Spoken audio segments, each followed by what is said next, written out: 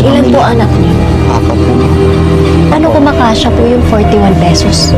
Kumisan po mama, umuutang kami sa lending. Ano yung trabaho po ng asawa niyo? Kumisan po nagipaglabada.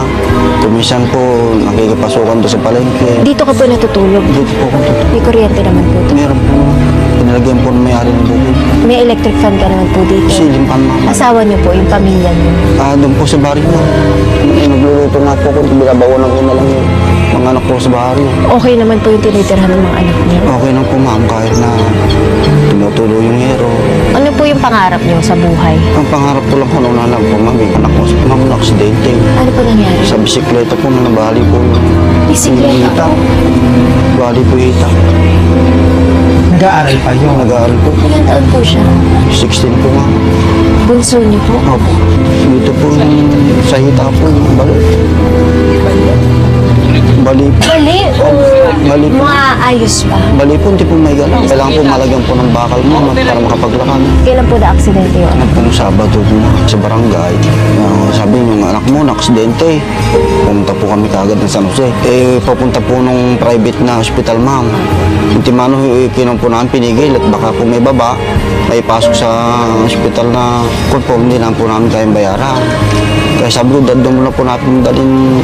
Sir, sabi ko sa gobyerno, kami po dyan, wala kami pambabayad.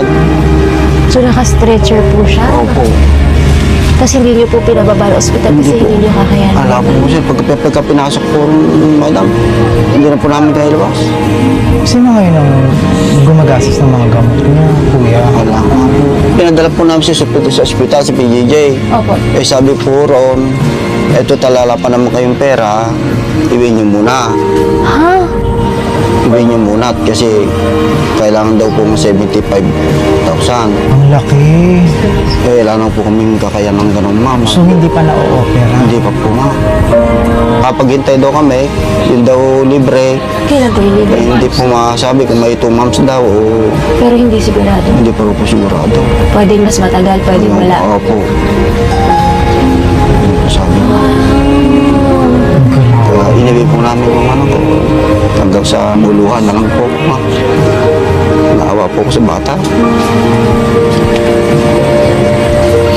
Kaya po nagpapasalamat ako. Puro po kayo nailangan sa amin. Sir, hindi mo alam yun. Hindi mo rin alam. Sa pangarap mo bigyan ng bakal yung paa niya. Opo, madam. Para po makapaglakad po. Simula mo Sabado, nandun lang ako siya sa bahay, no? Nandun lang po na higa lang po Pwede sa ko po bahay. siyang bisitahin mamaya. Pwede po, madam. Sir, ayoko na. Na ano naman po ako. Hindi ako.